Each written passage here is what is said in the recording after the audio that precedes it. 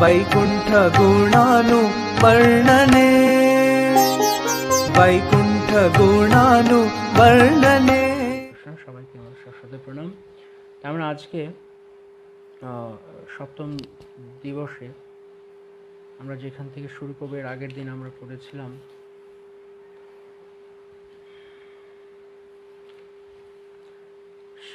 নরোত্তম দাস ঠাকুর মহাশয়ের অন্যাভিলাষিতা শূন্য শ্লোকের উপরে তার যে ব্যাখ্যা, সেই শ্লোকে আমরা এখনো রয়েছি। সেখানে আমরা পড়েছিলাম এই পর্যন্ত যে আপনি পলাবে সব শুনিয়া গোবিন্দ রব, সিংহ রবে যেন করিগণ। অর্থাৎ যদি কেউ ভগবান শ্রীকৃষ্ণচন্দ্র স্মরণ করেন, তাহলে কৃষ্ণচন্দ্র স্মরণের ফলে তার আপনি পলাবে সব সমস্ত ভক্তির বাধা বিঘ্ন সর্বদা কৃষ্ণ স্মরণের দ্বারা আমরা সেই বাধা বিঘ্নকে আমরা অতিক্রম করতে পারি। কৃষ্ণ স্মরণের অনেক ধাপ রয়েছে। আমরা এখন মনে করতে পারি যে আমি তো কৃষ্ণ স্মরণ করছি, তাহলে আমার বাধা বিপত্তি বা ইত্যাদি যাচ্ছে না কেন? কৃষ্ণ স্মরণ প্রধানত এখন আমরা যেভাবে কৃষ্ণ স্মরণ করি, সেটি কেবলমাত্র আমরা নিজেরা এফোর্ট দেই, নিজেরা প্রচেষ্টা করি, আমরা খণ্ড খণ্ডভাবে কৃষ্ণ স্মরণ করি। অর্থাৎ হঠাৎ করে কৃষ্ণর নাম করছি, তখন হয়তো হঠাৎ কৃষ্ণকে স্মরণ হলো, কিংবা ভগবত বিগ্রহ দেখে কৃষ্ণকে স্মরণ হলো, অথবা ভগবানের কথা শুনে কৃষ্ণকে স্মরণ হলো। তো আমাদের এই স্মরণগুলো হচ্ছে খণ্ড স্মরণ, কখনো কখনো হচ্ছে, কখনো কখনো চলে যাচ্ছে। তো এটি হচ্ছে একেবারে প্রথম ধাপ কৃষ্ণ স্মরণ। তো প্রথমটি হচ্ছে স্মরণ, তারপরে স্মরণের পরে হচ্ছে ধারণা রয়েছে, তারপরে হচ্ছে ধ্যান, ধ্রুবানুস্মৃতি, সমাধি। এই 5টি ধাপ স্মরণের। তো তার মধ্যে স্মরণ যেটি বললাম, যখন আমরা খণ্ড খণ্ডভাবে কিছু মনে করি ভগবানের কথা, তখন তাকে বলা হয় স্মরণ। তারপর হচ্ছে ধারণা হচ্ছে যখন আমরা অন্য বিষয় থেকে মনকে প্রত্যাহার করে নিয়ে এসে আমরা ইচ্ছাকৃতভাবে ভগবানকে স্মরণ করি। এখন প্রসঙ্গক্রমে আমাদের স্মরণ হচ্ছে, হরি কথা শুনলে, হরিনাম শুনলে ইত্যাদিতে, কিন্তু তখন হবে যে আমরা নিজেরা মনকে তুলে নিয়ে আসবো জড় বিষয় থেকে, নিয়ে এসে ভগবানকে দেব। তার নাম হচ্ছে ধারণা। তারপর এর পরবর্তীতে আরও স্মরণ যখন আরও গাঢ় হবার লক্ষণ হচ্ছে, তখন সেই স্তরকে বলা হয় ধ্যান। যখন নিরন্তর কৃষ্ণ স্মরণ, অর্থাৎ কৃষ্ণ স্মরণের দ্বারা আনন্দ লাভ হয় গভীরভাবে। যেমন আমরা যখন ভগবানের ফর এক্সাম্পল আমরা ভগবানের সামনে বসে আছি, তখন আমরা ভগবানের শ্রীমূর্তির নিবিষ্ট চিত্তে আমরা তাকে স্মরণ করছি, তাকে বলা হয় ধ্যান। বা ভগবানের গ্রন্থ পড়ার সময় কোনো একটা বিষয়ে আমরা গভীরভাবে চিন্তা করছি, সেই বিষয়ের মধ্যে আমরা ডুবে আছি, সেটি হচ্ছে ধ্যান। তারপরে আরও গভীর যখন হবে ধ্যান, যখন আরও মানে একদম কোনো ব্রেক হবে না, তখন তাকে বলা হবে ধ্রুবানুস্মৃতি। নিরন্তর কৃষ্ণ স্মৃতি হবে, একদম অবিচ্ছিন্ন ধারার মতো কৃষ্ণ স্মৃতি হবে, তখন হচ্ছে ধ্রুবানুস্মৃতি। আর যখন ভক্ত তিনি পূর্ণরূপে শ্রীকৃষ্ণে মগ্ন হয়ে যান, একদম তন্ময় হয়ে যান, তখন তাকে বলা সমাধি। যারা মহাভাগবত তারা সর্বদা সমাধিতে থাকেন। তার বাহ্যিকভাবে তাদের শরীর দেখতে মনে হতে পারে এই জগতে রয়েছে, কিন্তু তারা প্রকৃতপক্ষে সমাধিমগ্ন থাকেন। যেমন আমাদের গুরু মহারাজ রয়েছেন, শ্রী প্রভুপাদ, বা ভগবত ধামে যারা পার্শ্বদা রয়েছেন, শ্রীমতী রাধারানী, তারা বা গোপীগণ, ব্রজবাসীগণ, তারা অন্যান্য কাজ করছে, আসলে তারা মগ্ন হয়ে আছে কৃষ্ণে। তাদের বাইরের ইন্দ্রিয়গুলো হয়তো অন্য কাজ করছে, কিন্তু যারা শ্রীকৃষ্ণ মগ্ন হয়ে রয়েছে, তখন সেই অবস্থাকে বলা হয় সমাধি হল পূর্ণরূপে। জড় কোনো ইচ্ছার তো স্পর্শমাত্র নেই, এবং ভুলক্রমেও সেই সমাধি ভঙ্গ হয় না। তারা সম্পূর্ণরূপে ভগবানে নিমগ্ন হয়, একদম গভীরে প্রবেশ করে, তাকে বলা সমাধি। তো এখানে বলা আছে যে যদি আমরা কৃষ্ণ স্মরণ করি, 6 রিপু সদাহীন করিব মনের অধীন, কৃষ্ণচন্দ্র করিয়া স্মরণ। 6 রিপু এরা হচ্ছে সদাহীন, হীন মানে নিচু। এরা আসলে অত বেশি শক্তিশালী নয়, ভগবান যত শক্তিশালী। তাই আমরা যদি ভগবানকে স্মরণ করি, তাহলে এই 6 রিপু আপনা আপনি হীন হয়ে যাবে, অর্থাৎ বশীভূত হয়ে যাবে, অধীন হয়ে যাবে। করিব মনের অধীন, কৃষ্ণচন্দ্র করিয়া স্মরণ। আপনি পলাবে সব শুনিয়া গোবিন্দ রব, সিংহ রবে যেন করিগণ। কৃষ্ণ স্মরণ হচ্ছে, যেমন আমরা গতকালকে আলোচনা করছিলাম, যে কাউন্টার করতে হবে। মন অনেক সময় অনেক অনেক দুষ্ট চিন্তার জায়গায়, তখন আমাদেরকে সেই জড় বাসনা, সেই জড় চিন্তাগুলোকে কৃষ্ণ স্মরণের দ্বারা আমাদেরকে কাউন্টার করতে হবে। তো যখনই অন্য চিন্তা হবে তখন আমরা, বা যখন বিভিন্ন রিপু, কখনো কামের বাসনা, কখনো লোভ, কখনো ক্রোধ ইত্যাদি জাগছে, তৎক্ষণাৎ কৃষ্ণ স্মরণ করে যদি কেউ জোরে জোরে হরিনাম করে, হরে কৃষ্ণ কৃষ্ণ কৃষ্ণ হরে হরে, হরে রাম রাম রাম হরে হরে, তাহলে ভেতরে বাইরে এই এই অনুরণন, এই প্রতিধ্বনি আমাদেরকে কৃষ্ণকে সঙ্গে সঙ্গে হৃদয়ে নিয়ে আনে। ভগবান তার নামের মধ্যে সর্বদা অবস্থান করছেন। তাই যখন আমরা উচ্চস্বরে হরিনাম গ্রহণ করব, তখন কৃষ্ণচন্দ্র স্মরণের দ্বারা, আপনি যদি আস্তে আস্তে করেন, মৃদুস্বরে করেন, তাহলে গভীরভাবে মন তাতে নিবিষ্ট হবে না। কিন্তু যখন আমরা উচ্চস্বরে করব, হরে কৃষ্ণ কৃষ্ণ কৃষ্ণ হরে হরে, হরে রাম রাম রাম হরে হরে, তখন আমাদের দুটো কান কৃষ্ণ চিন্তা করতে বাধ্য হবে, কৃষ্ণ স্মরণে যাবে। কেননা তখন তো আমাদের উচ্চারণ, আমাদের শব্দ, এই শব্দ শ্রবণ যুগল দিয়ে প্রবেশ করবে এবং তখন তার ভেতরে গিয়ে ক্রিয়া করবে। কিন্তু আমরা যখন মৃদু স্বরে করছি, তখন অন্যান্য বিষয়ে বা অন্য চিন্তা আমাদেরকে এগোতে দেবে না। অন্য চিন্তাও ঢুকে থাকবে, আবার কৃষ্ণও থাকবে। কিন্তু যখন জোরে জোরে, এই জন্য শিল প্রভুপাদ তিনি সাজেস্ট করেছেন যেন উচ্চস্বরে হরিনাম করা হয়। নামাচরে হরিদাস ঠাকুর বলেছেন, তাতে শতগুণ বেশি ফল লাভ হয় যদি উচ্চস্বরে করে। কী ফল লাভ হয়? অনেক জড়জাগতিক প্রতিষ্ঠা ঐশ্বর্য না, ফল লাভ মানে হৃদয় শোধন করার যে প্রসেস, সেই প্রসেসে অনেক ফল লাভ হয়। সেই জন্য উচ্চস্বরে করাটাই সমীচীন। ধ্যানের নেক্সট স্টেজ প্লিজ রিপিট করুন। ধ্রুবানুস্মৃতি, ধ্রুবানুস্মৃতি, স্মরণ, তারপরে হচ্ছে ধারণা, তারপরে ধ্যান, তারপরে ধ্রুবানুস্মৃতি, এবং শেষে হচ্ছে সমাধি। হচ্ছে কৃষ্ণ স্মরণের একদম পরিপূর্ণ স্টেজ এটা, সমাধি। যেমন শ্রী চৈতন্য চরিতামৃতে বলা হচ্ছে, দেহ স্মৃতি নাহি যার, সংসার কূট কাহাতার, অথবা সংসার বন্ধন কাহাতার। সেটা কোন স্তরে? সমাধি স্তরে। নিরন্তর তারা ডুবে আছে, তাই তাদের বাইরে কি হচ্ছে তাদের শরীর, সেটা তাদের জন্য গুরুত্বপূর্ণ নয়। কেন? তারা সমাধিমগ্ন হয়ে রয়েছেন, কৃষ্ণ সম্পর্কে তন্ময় হয়ে রয়েছে। চোখের সামনে অনেক কিছু ঘটে গেল, তারা সেগুলো দেখতে পাচ্ছে না। বা ইন্দ্রিয় অনেক দুঃখ পাচ্ছে বাহ্যিকভাবে, কিন্তু তারা সেগুলো বোধ নেই, কারণ তারা পূর্ণরূপে সমাধিমগ্ন হয়ে রয়েছে। না করিও সকল বিপত্তি যাবে, মহানন্দ সুখ পাবে, যার হয় একান্ত ভজন। সকল বিপত্তি যাবে, মহানন্দে সুখ পাবে। কখন আমরা আমাদের এই স্তর আসবে, সমস্ত ধরনের বিপত্তি মানে কি? বিপত্তি মানে কৃষ্ণ স্মরণের পথে বাধা, কৃষ্ণ ধ্যানের পথে, কৃষ্ণকে ভালোবাসার পথে বাধা। ভালোবাসা ঠিক নয়, ভালোবাসার পথে বাধা। কৃষ্ণকে তো কেউ ভালোবাসতে চায়, কিন্তু কৃষ্ণকে সর্বদা হৃদয়ে ধারণ করার জন্য, কৃষ্ণ স্মরণের জন্য যা কিছু বাহ্যিক প্রতিকূলতা রয়েছে, সেগুলো সব দূর হয়ে যাবে। কখন? যখন একান্ত হইয়া করিব ভজন, যার হয় একান্ত ভজন। যখন আমরা একান্তে হরি ভজন করবো, একান্তে মানে এক অন্তে, মানে একটাই লক্ষ্য নিয়ে, একই লক্ষ্য নিয়ে যখন আমরা কৃষ্ণ ভজন করবো, হরি ভজন করবো, তখন তাকে বলা হয় একান্তে হরি ভজন, যার হয় একান্ত ভজন। তখন কি হবে? সকল বিপত্তি যাবে, মহানন্দ সুখ পাবে। তখন আমরা প্রচুর আনন্দ পাবো, নিত্যানন্দ, দিব্যানন্দ, পরমানন্দ লাভ হবে। তখন মহানন্দ সুখ পাবে। তখনই দেখা যায় যে হরি ভজনে তারা সর্বদা আনন্দ পায়। অনেক ভক্তরা কেন তারা আনন্দ পান? আমি কেন আনন্দ পাই না? তারা তো ঠিক এত আনন্দ নিয়ে আছেন, অথচ দেখা যাচ্ছে আমার হয়তো বাহ্যিক অন্যান্য সব কিছু রয়েছে, আমার শরীর ভালো, সুস্থ, আমার জাগতিক অর্থকড়িরও কোনো অভাব নেই, সেগুলোও আমার আছে। এই দিক থেকে সবই আমার ঠিক আছে, কিন্তু আমি আনন্দ কেন পাচ্ছি না? আনন্দ পেতে গেলে এইসব শরীর, আনন্দ নির্ভর করছে আমরা কতটা হৃদয়ে কৃষ্ণকে ধারণ করছি তার উপর। একান্তভাবে যে কৃষ্ণকে ভজন করে, তিনি সর্বদা আনন্দ থাকেন। শরীর দুর্বল থাকে, ক্ষীণ থাকে, হাড়গোড় সার, যেমন যোগী মুনি ঋষিরা দেখুন, তারা বছরের পর বছর, যুগ যুগ ধরে তারা ভগবানের ধ্যান করছে,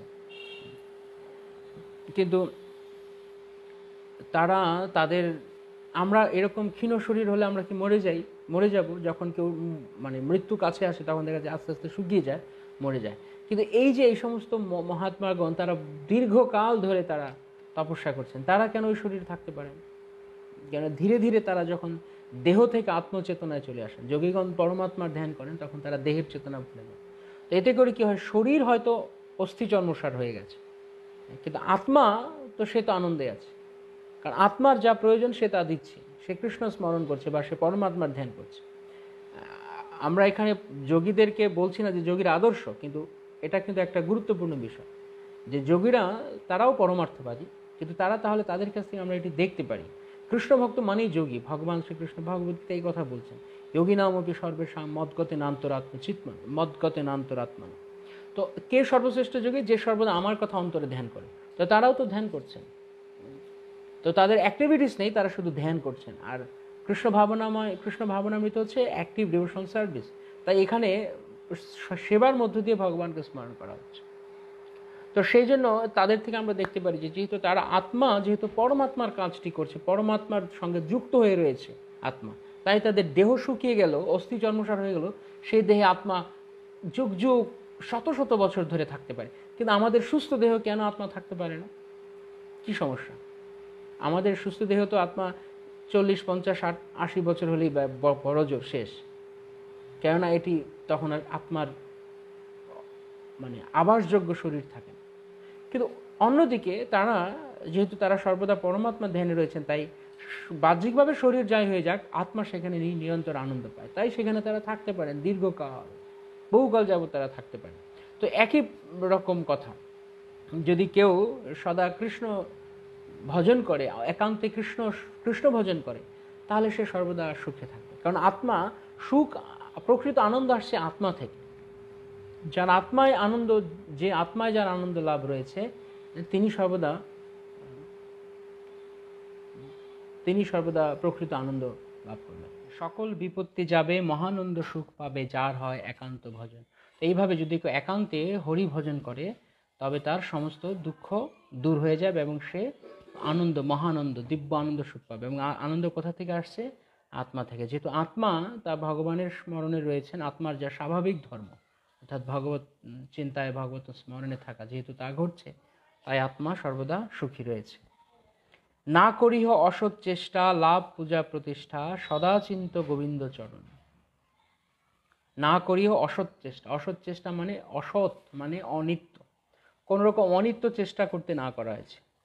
এই জড়জগতের কৃষ্ণ ভক্তি এবং কৃষ্ণ ভক্ত, বিশেষ করে কৃষ্ণ ভক্তি উন্নয়নে যা কিছু আমরা করছি, তা কিছু, সেই প্রচেষ্টাগুলো ঠিক আছে, সেই প্রচেষ্টাগুলো আমাদের জন্য ভালো, উচিত, কেননা সেগুলো নিত্য। ভক্তি, ভগবত ভক্তি কখনো ক্ষয় হয় না, তা সর্বদা চলতে থাকে। কিন্তু আমরা যদি অসৎ চেষ্টা করি, অর্থাৎ যা কিছু কৃষ্ণ সম্পর্কিত নয়, অনিত্য চেষ্টা, অসৎ মানে অনিত্য, অনিত্য চেষ্টা যদি আমরা করি, তাহলে সে অনিত্য চেষ্টা আমাদের দীর্ঘকাল থাকবে না।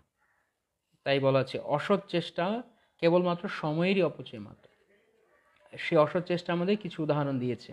না করি অসৎ চেষ্টা, লাভ পূজা প্রতিষ্ঠা। যে কোনো কিছুই এখানে আমরা করতে চাইছি, যে কোনো অসৎ প্রচেষ্টা, অনিত্য প্রচেষ্টা, তার মূল উদ্দেশ্য, আলটিমেট কারণ যেটি, সেটি হচ্ছে লাভ, অথবা কোনো কিছু লাভ করা, অথবা পূজা পাওয়া, প্রশংসা পাওয়া, প্রতিষ্ঠা পাওয়া। এইগুলো অনিত্য, এগুলো সব কোনো কিছুই থাকবে না। তো সেই জন্য বলা আছে, না করি অসৎ চেষ্টা, লাভ পূজা প্রতিষ্ঠা, সদা চিন্ত গোবিন্দ চরণ। সর্বদা গোবিন্দ চিন্তা করো, কৃষ্ণ চিন্তা করো। তাহলে কৃষ্ণ স্মরণ কত গুরুত্বপূর্ণ কিন্তু দেখা যাচ্ছে। বারবার বারবার করে সে এক কথাই বলা হচ্ছে যে কৃষ্ণ স্মরণের কথা, কৃষ্ণ চিন্তন করো। সেই জন্যই আমি প্রায় সময় বলি যে আমরা কতটুকু, আমরা ভক্তি জীবনে রয়েছে, আমরা হয়তো অনেক কিছু করছি, কিন্তু আমরা কতটুকু সময় কৃষ্ণ ভাবনাময় রয়েছি সেটি বেশি গুরুত্বপূর্ণ।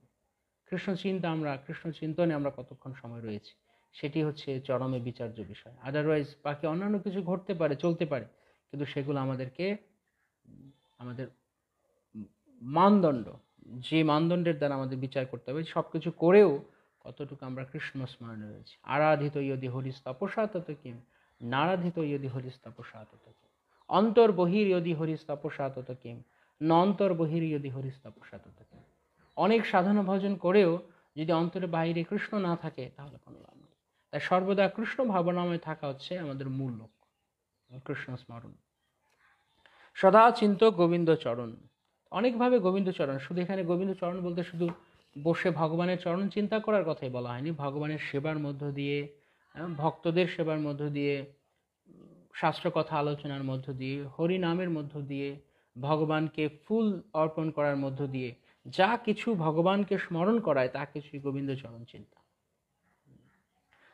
এরপর আমরা এখন এই সাধক অবস্থায় যখন আমরা কনিষ্ঠ স্তরে রয়েছি, তখন আমাদেরকে এইভাবে কৃষ্ণ স্মরণ করতে হচ্ছে বিভিন্ন কিছুর মধ্য দিয়ে।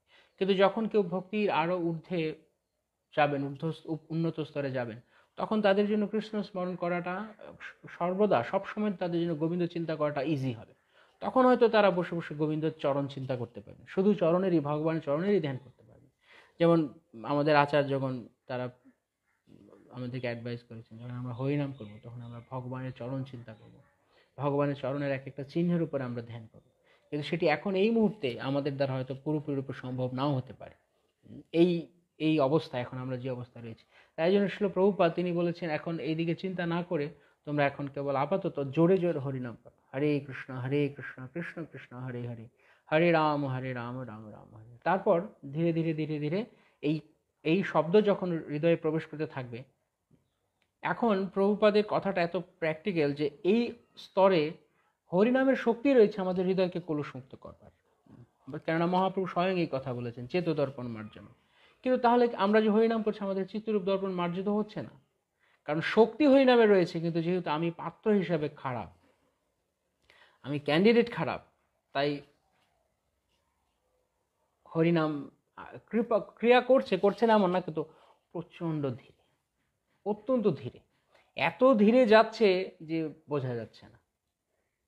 তাই বছরের পর বছর, তারপরে আবার রয়েছে অপরাধ। একে তো নিজের কলুষতা রয়েছে, তারপর আবার হরিনামের পাশাপাশি অপরাধও চলছে, তাই সহজে হয়ে উঠছে না।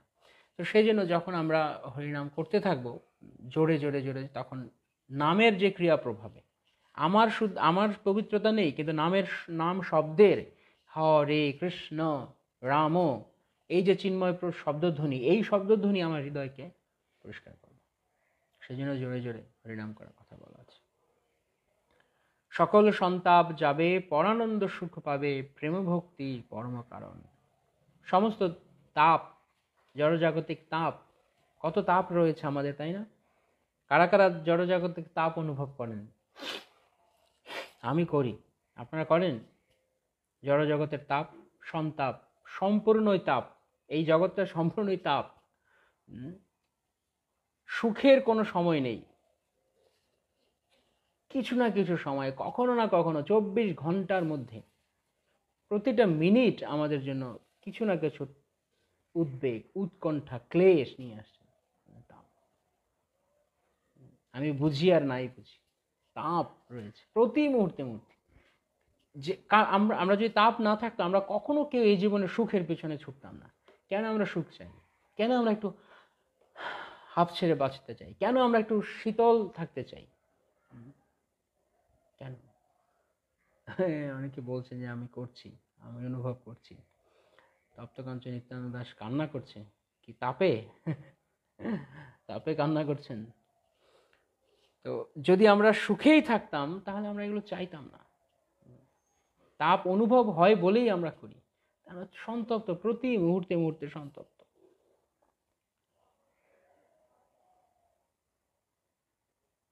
যতই চেষ্টা করছি না কেন, না সুখে থাকবো সুখে থাকবো, কিন্তু আসলে তো প্রথমত সুখ কাকে বলে তাই বুঝি না। তারপরে যদি এমন হয় যে যদি নাও বুঝি, একে তো বুঝি না, যদি নাও বুঝি তবুও হৃদয় থেকে কখনো এমন একটা অনুভূতি আসে, খুব কম আমাদের, যে ও চারপাশটা কত চমৎকার লাগছে। যদি ক্ষণিক এক নিমেষের জন্য যদি কখন উদয় হয়ও, আবার সঙ্গে সঙ্গে তার চলে যায়। সন্তাপ, সকল সন্তাপ যাবে। আসলে আমাদেরকে বুঝতে হবে যে একটা ছোট শিশুটি যখন তার মা বাবা থেকে দূরে চলে যায়, হারিয়ে যায়, পিতার মাতার স্নেহ থেকে দূরে দূরে সরে যায়, তখন সে সন্তপ্ত হবে না? কিভাবে সে সন্তপ্ত হবে না? সে সন্তাপিত, তার জীবনটাই তো তাপময় হবে। বাবা মার স্নেহ থেকে সে বঞ্চিত, জাগতিকভাবে চিন্তা করতে গেলে। ঠিক তদ্রূপ আমরা আমাদের ভক্তি জীবনে যখন আমরা কৃষ্ণ স্মরণ করি না, কৃষ্ণকে ভুলে থাকি, তখন আমরা সন্তপ্ত, আমরা তখন দুঃখিত, সন্তপ্ত। আমি বুঝতে পারি আর নাই বুঝতে পারি, বৃন্দাবন দাস ঠাকুরের জন্য বলেছেন, জগতের পিতা কৃষ্ণ জেনা ভজে বাপ, জন্মে জন্মে পিতৃদোহী পাতকীর তাপ।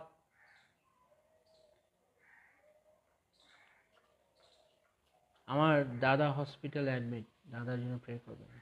হরে কৃষ্ণ কৃষ্ণ কৃষ্ণ হরে হরে, হরে রাম রাম রাম হরে হরে।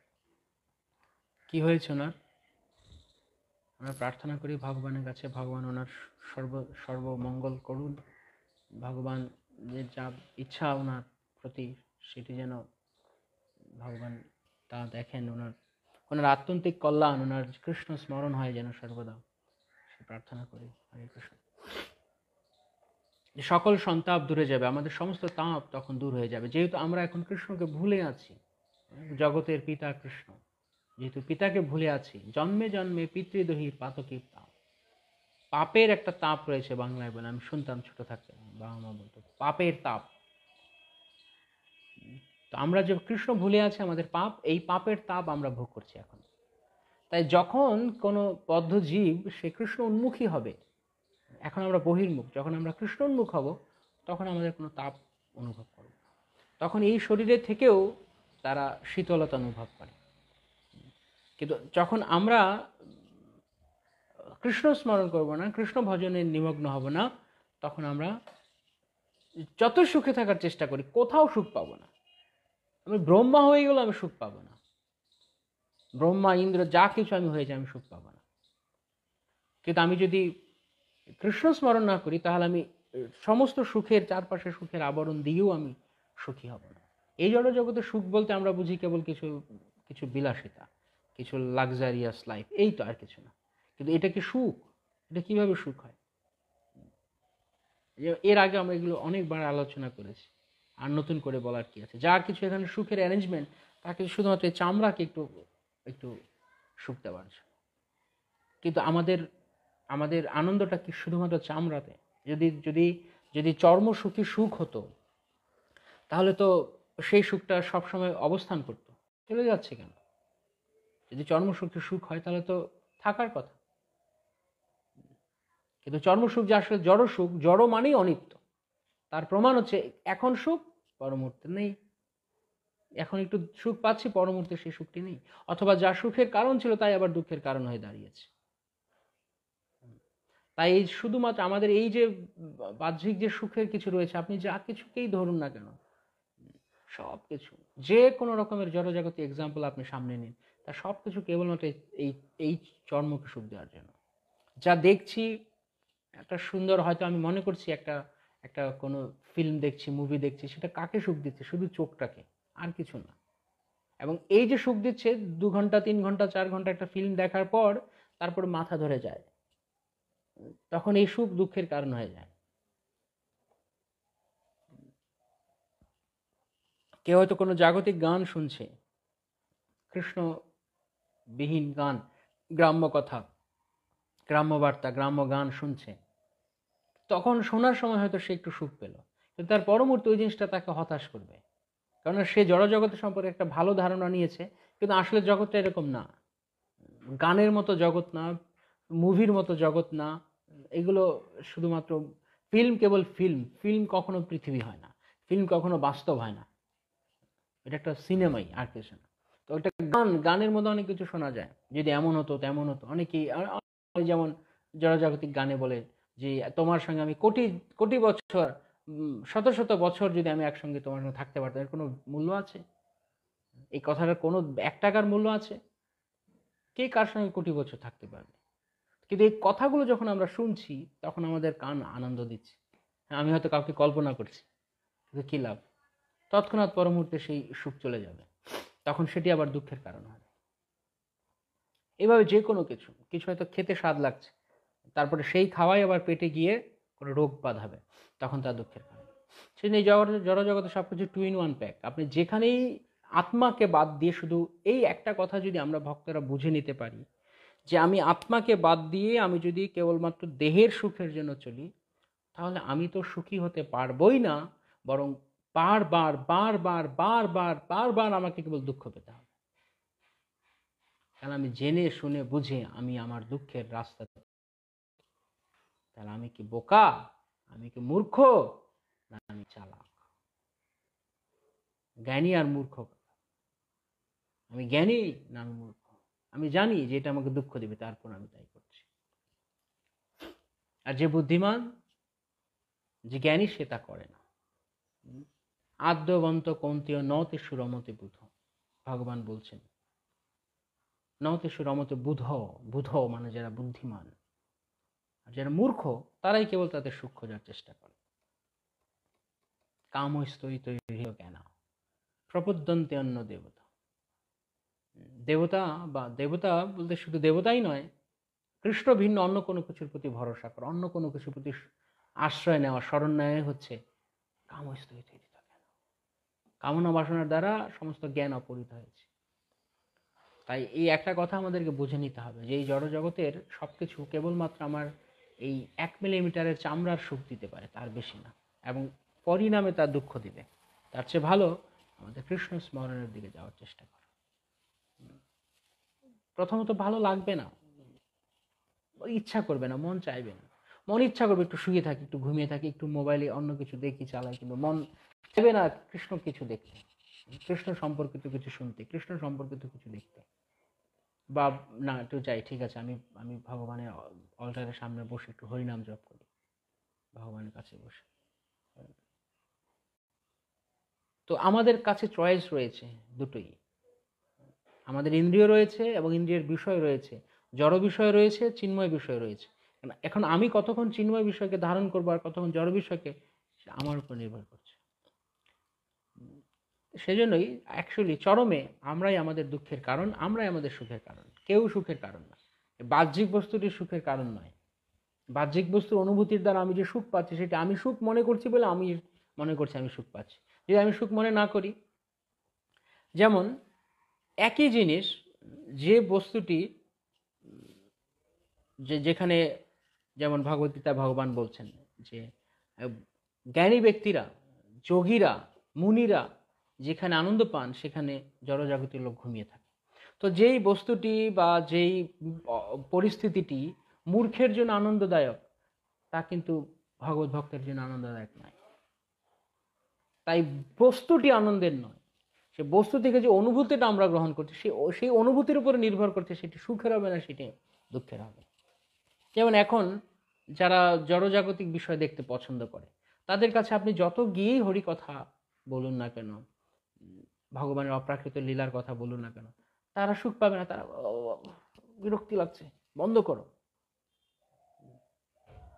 আবার জড়বস্তু যদি ভক্তদের কাছে বলা হয়, তাহলে যারা মহান ভক্ত তাদের কাছে আনন্দ লাগবে না। তাহলে সেই বস্তুটিকে আসলে আনন্দ দিচ্ছে না, তা গ্রহিতার উপরে নির্ভর করছে। গ্রহিতা কিভাবে তা পারসেপশন করছে, কিভাবে তা পারসিভ করছে, কিভাবে তা গ্রহণ করছে, তার উপর। তা আমরা কিভাবে জড়জাগতিক বস্তুকে গ্রহণ করি, এগুলো একটু সূক্ষ্ম রয়েছে বুঝতে মনে হচ্ছে, কিন্তু এটা যদি আমরা ধরতে পারি এই ব্যাপারটা, যে আসলে কি আমি, যেমন এখন গরম লাগছে আমার, এখন ফ্যান চালালে আমি সুখী হব আমি মনে করছি।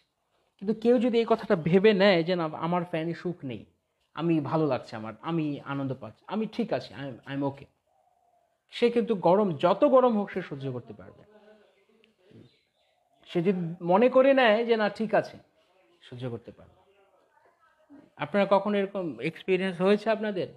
ধরুন আপনি প্রসাদ পাচ্ছেন, তো সেদিন প্রসাদের নুন কম হয়েছে, কিন্তু আপনি যদি মনে করেন না ঠিক আছে আজকে পাবো না, ঠিক আছে পেয়ে নি, এইভাবেই পেয়ে নি, আপনি দেখবেন আপনি পেতে পারবেন। এরকম কখনো আপনাদের অনুভূতি হয়েছে কিনা জানি না। আবার যদি আপনি মনে করেন, যদি আপনি মনের মধ্যে এটা ঢুকিয়ে নেন, এই যে না আমি নুন ছাড়া খেতে পারবো না, আমি খেতে পারবো, তখনই আপনার নুন লাগবে। এরকম যখন এমন হয়, যখন লোডশেডিং থাকে তখন কি আমরা কি করি? আমরা পাগল হয়ে যাই। দেখুন লোডশেডিং হওয়ার সঙ্গে সঙ্গে আমি কিন্তু চুপ হয়ে যাই। ফ্যান চলছে না, আলো নেই, ফ্যান চলছে না, ঠিক আছে নেই, কী করবো, হয় পাখা দিয়ে বাতাস করি, নয় চুপচাপ বসে থাকি, কারণ লোডশেডিং চলছে। কিন্তু যখন কারেন্ট চলে এসছে, তখন আমি ফ্যান অন না করে আমি থাকতে পারছি না। কেন? চিন্তা করে দেখুন এটা কেন। তখন তো আমি ফ্যান অন না করে থাকতে পারছি না, কারণ আমার মধ্যে তখন আমি ঢুকিয়ে নিয়েছি এখন আমাকে বাতাস না হলে আমি মরে যাব। কিন্তু যখন একটু আগে পাওয়ার অফ ছিল, কারেন্ট ছিল না, তখন আমি কি করেছি? অনেক জায়গাতে, অনেক অঞ্চলেই, যেমন আগেকার সময় দেখা যায় যে বিশেষ করে যেমন গ্রাম অঞ্চলে এখনো কোথাও বিদ্যুৎ নেই, তারা কি মরে গেছে সব? আমাদের মতো ট্যাপের থেকে তাদের জল আসে না, তাদের যখন তখন চাইলেই মোটরের সুইচ অন করে তারা জল তুলতে পারে না। তারা কি চলতে পারে? তাদের জীবন চলছে নাকি চলছে না? চলছে। এটা সিম্পলি আমার পারসেপশনের উপর, আমি কিভাবে গ্রহণ করছি। তাই অনেক সময় কি হয়, অনেকে বলে যে আমি কেন পেরে উঠছি না, আরেকজন ভক্ত কেন পারছে। প্রভু, এটা সম্পূর্ণ আপনার ব্যক্তিগত ব্যাপার, আপনি কিভাবে নেবেন সেটা আপনি দেখুন। এমন নয় যে যে ব্যক্তিটা, আরেকজন যে ব্যক্তি তার গায়ে গরম লাগছে না তা নয়, তারও গরম লাগছে, কিন্তু তিনি সহ্য করতে শিখে গেছেন, কিন্তু আমি সহ্য করতে শিখছি না। তারা সহ্য করে নিয়েছেন, কেননা ভগবান ভগবদ্গীতায় বলে দিয়েছেন যে তাম তিতিক্ষস্য ভারত। তো কি করব? খুব গরম, প্রচন্ড গরম, একটা বাসে বা কোথাও ট্রেনে আপনি রয়েছেন, প্রচন্ড গ্যাদারিং হচ্ছে, অনেক লোক, আপনি মানে বসতেই পারছেন না, যেন মনে হচ্ছে গরম, একদম পুরো ভিজে গেছেন। কিন্তু সেই বাসের মধ্যে অনেকেই আহা ও কত কিছু করছে, আহা গরমের। আরেকজন ভক্ত চুপচাপ বসে হরে কৃষ্ণ কৃষ্ণ কৃষ্ণ হরে হরে, হরে রাম রাম রাম হরে হরে জপ করছে। তাহলে তার কষ্ট হয় না কেন? তার কষ্ট হয় না কেন? তার কষ্ট হয় না নাকি?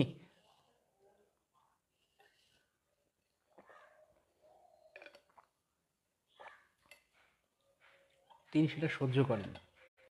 তিনি জানেন যে যদি আমি এখন চিৎকার করি যে কেন আমার গরম আছে, কোনো লাভ আছে?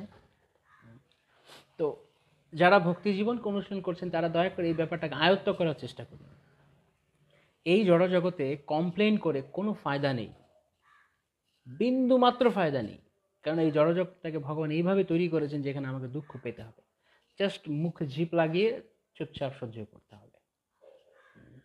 কিন্তু পজিটিভলি কিভাবে? ভগবানের স্মরণের দ্বারা। কিন্তু আপনি এখানে যতই বাড়াবাড়ি করুন না কেন, এই জগৎটা চোরাবালির মতো, যত বেশি লাফালাফি করবে তত বেশি নিচে নামে। চোরাবালিতে আপনি চুপচাপ থাকবেন, আপনি অ্যাটলিস্ট সেফ। যত বেশি আপনি লাফালাফি করবেন তত আপনি তলাতে থাকবেন। অর্থাৎ এখানে এসে যে যত বেশি এই জড়জগৎকে নিয়ে কমপ্লেন করবে, যত বেশি এই সমস্যা ওই সমস্যা, এটা সেটা ভালো না, দুঃখ পাচ্ছি, কষ্ট, যত বেশি বাড়াবাড়ি করবে তত নামতে থাকবে। অর্থাৎ তত বেশি জড়জাগতিক দুঃখ তাকে গ্রাস করবে। এটা দুঃখময় জায়গা, এখানে আমার দুঃখ নিয়ে কমপ্লেন করে কিছু হবে না। এখানে আমাকে যেটা করতে হবে সেটা হচ্ছে এই দুঃখগুলোকে আমাকে টলারেট করতে হবে। কোনো দ্বিতীয় কোনো অস্ত্র নেই। ভগবান স্বয়ং এই কথা বলছেন, তাম তিতিক্ষস্য ভারত। কেন? কেন? কারণ ভক্ত জানবেন যে এই যে আমার দুঃখটা হচ্ছে আগম পাইন এবং অনিত্য, আসছে এবং যাচ্ছে এবং অনিত্য।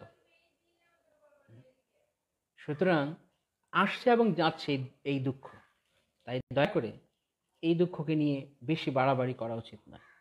এই জগতের দুঃখটা এরকম থাকুক, কৃষ্ণ স্মরণে আমাদের থাকতে হবে, কৃষ্ণ চিন্তনে থাকতে হবে। সেজন্য এই কথা বলা হচ্ছে, সকল সন্তাপ যাবে, পরানন্দ সুখ পাবে, প্রেম ভক্তি পরম কারণ। পরমানন্দ সুখ আমরা কখন পাবো, কখন আমাদের সমস্ত সন্তাপ যাবে? যখন এইভাবে আমরা গ্রহণ করব। কিন্তু আমরা যদি এটাকে গ্রহণই না করতে পারি, জড়জাগতিক লোকেরাও করে। তারা কি করে? তাদের জড়জগতে কোনো দুঃখ কষ্ট, তারা বলে কি, এই যে স্ট্রাগল করছে, প্রভুপাদ বলেছেন এই জগতে যে স্ট্রাগল করছে, তো ওরা বলে এটাই জীবন। তারাও মায়ার লাথি খাচ্ছে, কিন্তু তারা তখন তাদের জিজ্ঞেস করে, আপনি কি কষ্ট পাচ্ছেন না? আপনি হরিভজন করছেন না?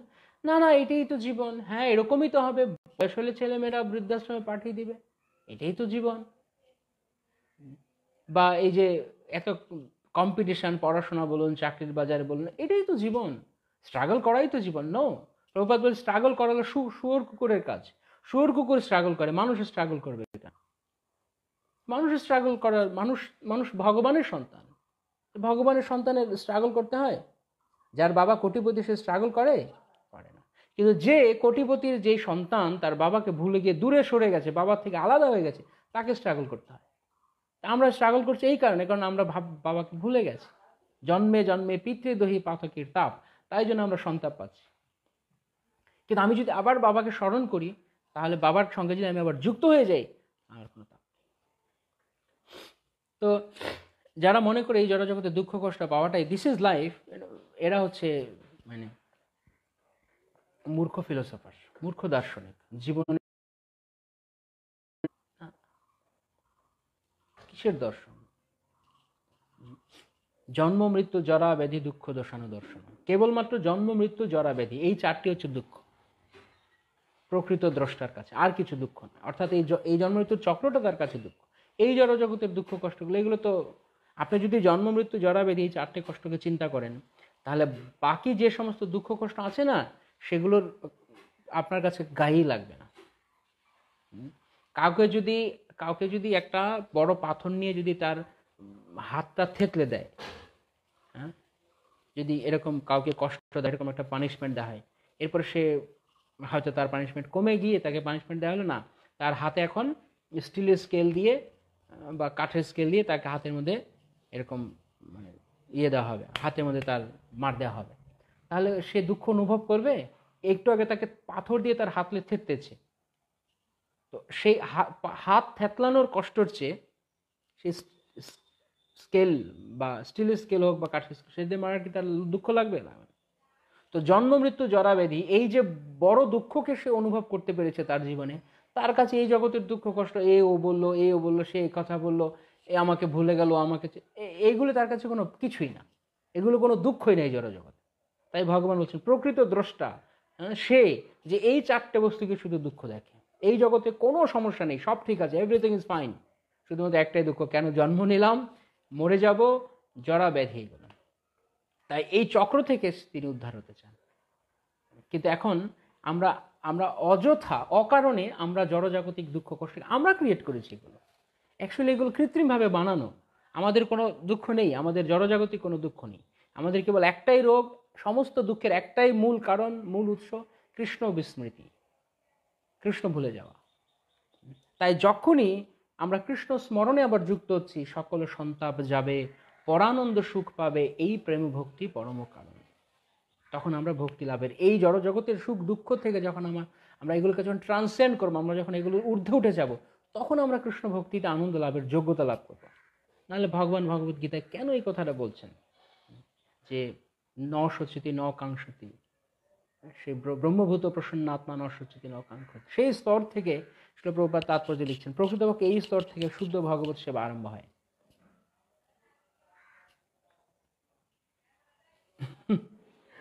এই স্তর থেকে ভগবত সেবা শুদ্ধরূপে আরম্ভ হয় যখন এই সমস্ত জড়জগতের দ্বৈত ভাব থেকে আমরা বেরিয়ে আসব। কখনো শোক, কারণ এই জড়জগতের দ্বৈত ভাব আমাদেরকে হয় শোকগ্রস্ত করবে, অনুতাপগ্রস্ত করবে, না এই কথা জড়জাগতিক লোকেরা বুঝতে পারে না। জড়জাগতিক লোকের কি কথা ভক্তরাই বুঝতে পারে না, কেননা এই দর্শন আলোচনা হবে না, এই দর্শন কেউ বলবে না এরকমভাবে। শাস্ত্র যেভাবে আচার্যগণ বলছেন, এই কথা কেউ তুলে ধরে না, কেবলমাত্র অন্যান্য শুধু লীলা কথা, লীলা কাহিনী বলে চলে যায়। ভালো, লীলা কাহিনী ভালো, কিন্তু লীলা কাহিনীতে আনন্দ পাবার পর, তারপরে 2 মিনিট পরে লীলা কাহিনী শেষ হয়ে যাওয়ার পর, প্রবচন শেষ হয়ে যাওয়ার পর আবার যেই কে সেই হয়ে যায়, কেন? কারণ লীলা কেবল শোনাই হয়েছে, তার পেছনের দর্শন বোঝা হয়নি। তাই কিছু কিছু সময়ে আমাদের এই দর্শনগুলো বোঝার দরকার আছে। জড় জগতের নেচারটা বোঝার দরকার, প্রকৃতিটা বুঝে। যেমন বলা হয় যে যেই বিষয়টি আপনার নিয়ন্ত্রণের বাইরে, তাকে কি করতে হবে? অনেক অনেক টিপস চাই, এটা কি করা যায়, ওটা কি করা যায়, এটা কি করা যায়, হ্যাঁ বিভিন্ন কিছু টিপস হয়। কিন্তু যেই বিষয়টি আপনার নিয়ন্ত্রণের বাইরে, তার একটাই টিপস কি? সহ্য করুন। এর আর কোনো টিপস নেই। আপনার আউট অফ কন্ট্রোল, আপনি কি করবেন? তাই আমাকে যা করতে হবে সেটা হচ্ছে চুপচাপ তা সহ্য করতে হবে। যদি এর চেয়ে কেউ ভালো টিপস নিয়ে আসে, তাহলে আমি মনে করবো তার ভগবান হওয়া দরকার। কারণ ভগবান যেহেতু এই টিপস বলছেন, তো তিতিক্ষস্য ভারত, সহ্য করো। এখন এসো তুমি ভীষ্মদ্রোণকে মারতে, দুঃখ পাচ্ছ, তো আমি কি করব? দেখুন ভগবান খুব ইন্টারেস্টিং একটা কাজ, একটা পয়েন্ট বললেন, যে তুমি যখন যুদ্ধ করতে এসছো, তোমার আত্মীয় স্বজনের উপর দুঃখ আসছে, ভগবান কি পারতেন না অর্জুনের মন থেকে সব দুঃখ কষ্টকে তুলে নিয়ে যেতে? কিন্তু ভগবান তা করেননি। ভগবান তার ভক্তকে দিয়ে ভগবান সমস্ত স্টেজ পার করান। আমরা যখন ভক্তি জীবনে লাফিয়ে লাফিয়ে চলার চেষ্টা করি, তখন আমাদের বিপদ রয়েছে সামনে। কারণ আমি যেই ধাপটি আমি অতিক্রম করে আসিনি, সেই ধাপের কষ্টটি আমি পরবর্তীতে আমি অনুভব করতে পারব। তাই লাফিয়ে না গিয়ে প্রত্যেক ধাপে ধাপে, প্রত্যেক সিঁড়িতে পা দিয়ে যাওয়া উচিত। আই মিন টু সে, যখন আমরা ভক্তি জীবনে চলছি, তখন যেখানে যা বিপদ প্রতিকূলতা আসুক, সেগুলোকে অ্যাভয়েড না করে সেগুলোকে গ্রহণ করুন। গ্রহণ করে ভগবানের কাছ থেকে কৃপা আশীর্বাদ নিয়ে প্রকৃত পন্থার মধ্য দিয়ে তা পেরিয়ে যান। একটা একটা সাফারিংকে আপনি জীবনে অ্যাবজর্ব করুন। তাহলে আপনি যখন উপরে যাবেন, আরও দূরে যাবেন, আরও গভীরে প্রবেশ করবেন ভক্তি, তখন যদি যেই স্টেজের অভিজ্ঞতা আপনি নিয়ে আসেন না, সেই স্টেজ যদি আপনার কাছে আসে, আপনি তখন নিজেকে সামাল দিতে পারবেন না। তাই অনেক সময় অনেকে মানে কুইক টিপস চাই, সঙ্গে সঙ্গে আমি কিভাবে, কোনো কুইক টিপস হয় না। কুইক টিপস হলে ভগবান এই 700 শ্লোক বলার কোনো দরকার ছিল না। প্রথমেই ভগবান অর্জুনকে বলে দিতেন যে তুমি যাও, তোমাকে যুদ্ধ করতে হবে না, আমি সব কিছু করে রেখেছি। না, you have to go through it, through the whole process. দুঃখ আসছে, ভগবান ভীষ্মদ্রোণের আত্মীয় স্বজনের এই দুঃখ অর্জুনের ভগবান তুলে নিলেন না। তোমাকে সহ্য করতে আমি কেন করবো? তোমার কাজ আমি কেন করে দেব? ভগবান কেন জীবের কাজ করে দেবে? ভগবান অলরেডি সমস্ত আশীর্বাদ করে আছেন, কিন্তু তোমাকে শুধু কাজটুকু করতে হবে। নিমিত্ত মাত্র ভাব সব্যসাচী না, বাকিটুকু আমি দেখছি। তোমার প্রসেসটার মধ্যে দিয়ে তোমাকে যেতে হবে ভাই। এটা কিন্তু খুব লক্ষণীয় বিষয়। ভগবান তো অর্জুনকে বলতে পারতেন না যে ঠিক আছে আমি দেখছি তুমি যাতে কোনো দুঃখ কষ্ট না পাও, আমি কি করা যায়। অর্জুন এত প্রিয় ভক্ত, এবং অর্জুনকে উপলক্ষ করে ভগবান আমাদের সবাইকে উপদেশ করছেন। কিন্তু আমরা কি তা বুঝতে পারছি? কেন এই শ্লোকের কি মর্মার্থ, কি অত্যন্ত গুরুত্বপূর্ণ এই শ্লোক ভগবত গীতার। বলতে পারেন পুরো আমাদের এই জড় জগতে থাকার মানে ঠিকঠাকভাবে থাকার মূল সূত্র ভগবান ওই শ্লোকটায় দিয়ে দিয়েছেন। আগম পাইল অনিত্য স্তান্তিতে, আসবে এবং যাবে জড় জগতের দুঃখ কষ্ট, কেবল সহ্য করো। তিতিক্ষস্য ভারত, সহ্য করো, দ্বিতীয় কোনো উপায় নেই। আর ভগবান কি বললেন? এই দুঃখগুলো হচ্ছে কি? মাত্রা স্পর্শাস্তু, কেবলমাত্র স্পর্শজনিত সুখ দুঃখ, শীত উষ্ণ সম সুখ দুঃখ দা। এই দুঃখ কষ্টগুলো শীত এবং উষ্ণ ঋতুর মতো, গ্রীষ্ম এবং শীত ঋতুর মতো, আসবে এবং যাবে। আপনি শীত আসলে কি করবেন? না, শীত এসে গেছে, আমি শীত সহ্য করতে পারি না, আমি সুইসাইড করব। কেউ করে? গরম এসে গেছে, গরমে থাকতে পারছি না, সুইসাইড করবো। কেউ করে? কোনো কেউ করে। শীত আসবে, চুপচাপ সহ্য করবে। আমরা কতটা অসহায় প্রকৃতির কাছে, তাই না? যখন শীত আসছে চুপচাপ সহ্য করছি, কিছু করেনি। যতই উহু করি না কেন, উহু করছি, কিন্তু শীতকে অ্যাভয়েড করার কোনো উপায় নেই। যখন দুঃখ আসছে, যখন গরম আসছে, তখন আবার আ ওরে গরমে ঘেমে শেষ হয়ে গেলাম, তারপরে সহ্য করছি। কতদিন ধরে আমরা সহ্য করেছি চিন্তা করে দেখুন। আমাদের প্রত্যেকের নিজ নিজ বয়স কল্পনা করে আমরা এই শীত গ্রীষ্ম আমরা সহ্য করেছি। যদি পারি তাহলে এই জড়জগতের দুঃখ কষ্টকে আমরা, বাকি দুঃখ কষ্টগুলোকে আমরা কেন সহ্য করবো না? কেন? কোন যুক্তিতে? তখন কেন আমরা ভগবানের কাছে কমপ্লেন করি? তখন কেন আমরা ছুটে যাই? প্রকৃতপক্ষে কৃষ্ণের কাছে কেবল একটাই প্রার্থনা করা উচিত, প্রেম ভক্তি প্রার্থনা, আর কিছু না। কিন্তু সময়ের সময় বিপদ আপদে জড়জগতের যে কোনো কিছুর জন্য আমরা কৃষ্ণের কাছে কি ধর্ণা দিই। ওকে, কৃষ্ণ আমাদের পিতা, তাই শোনেন তিনি। কিন্তু আমরা যে এত কিছুর জন্য ভগবানের কাছে ধর্ণা দিই, আমরা একবার ভগবানের কাছে গিয়ে যদি আমরা এই কথা বলি, কৃষ্ণ অনেক হয়েছে, যথেষ্ট হয়েছে, এই জড়জগতে আমি আর পারছি না এসব নিতে, তাই দয়া করে তুমি আমাকে এই জড় বন্ধন থেকে মুক্ত করে তোমার কাছে নিয়ে চলো, সেই লক্ষ্যে আমাকে তুমি থাকতে দাও। তা করবো না।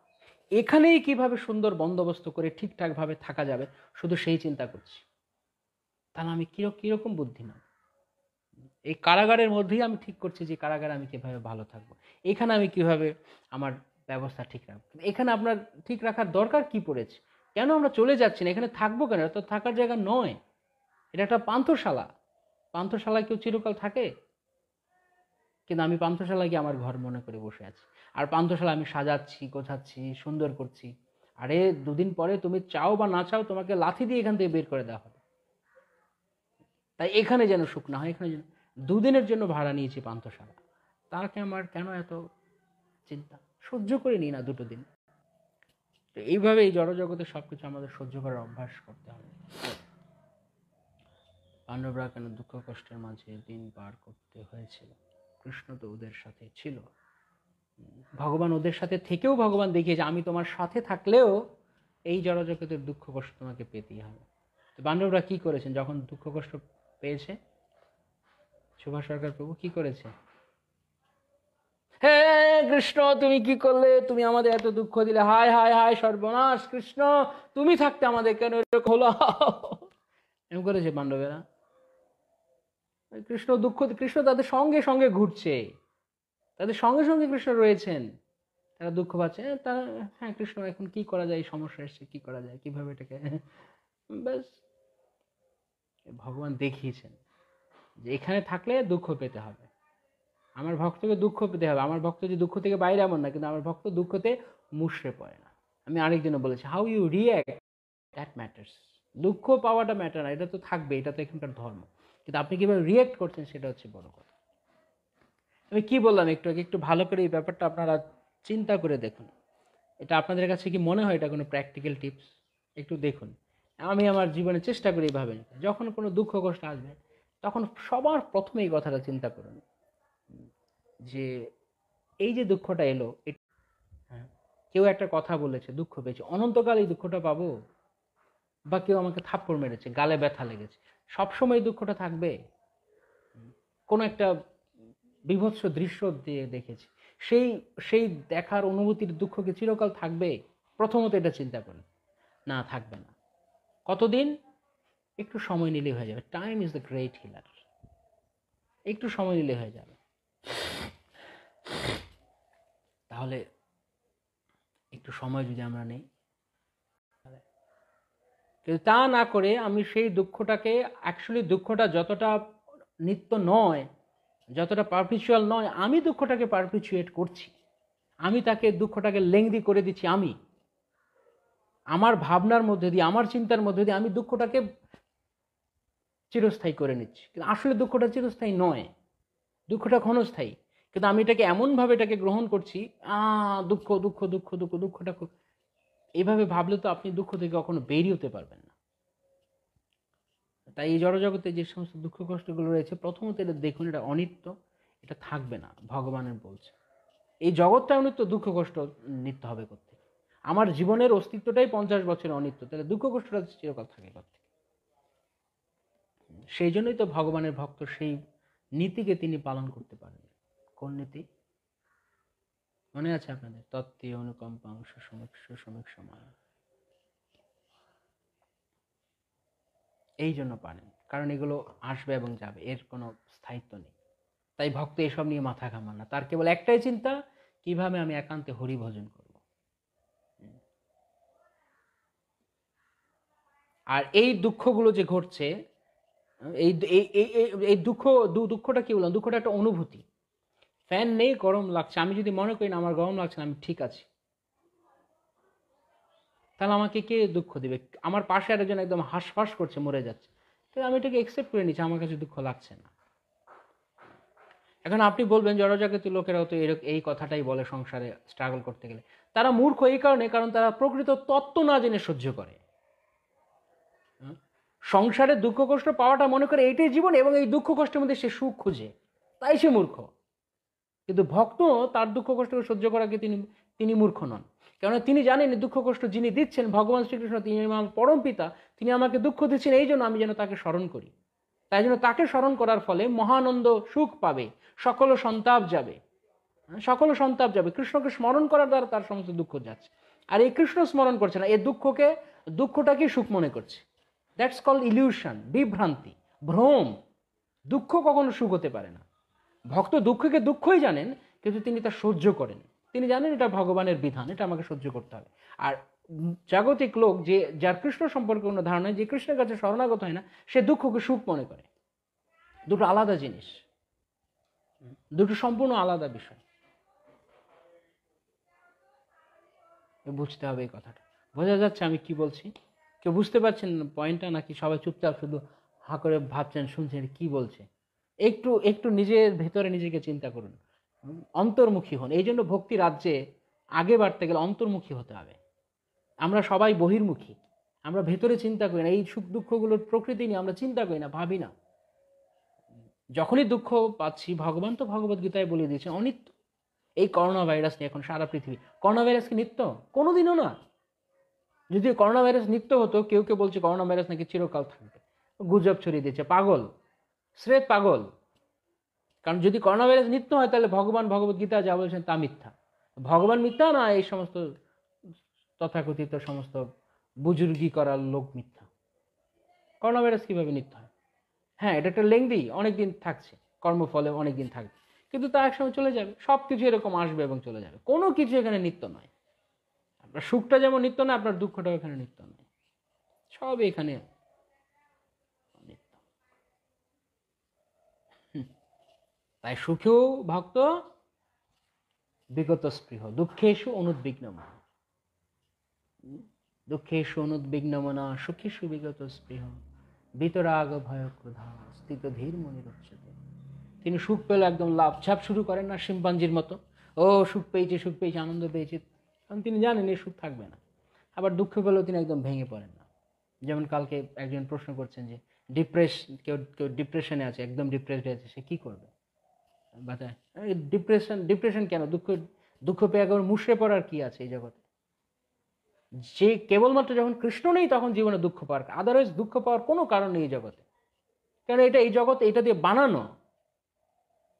আমি যদি জানি যে আমি আমার বিল্ডিং, আমি আমার ঘর, আমি একদম সস্তা, মানে 3 অবস্থা যাকে বলে, সেই সস্তার 3 অবস্থা মার্কা কোনো সিমেন্ট দিয়ে বানিয়েছে, সেই ঘর একদিন ভেঙে যাবে, দুঃখ করার কিছু। আমি তো নিজেই জানতাম যে ঘর একদিন ভেঙে যাবে, কারণ আমি সস্তা জিনিস দিয়ে তা বানিয়েছি।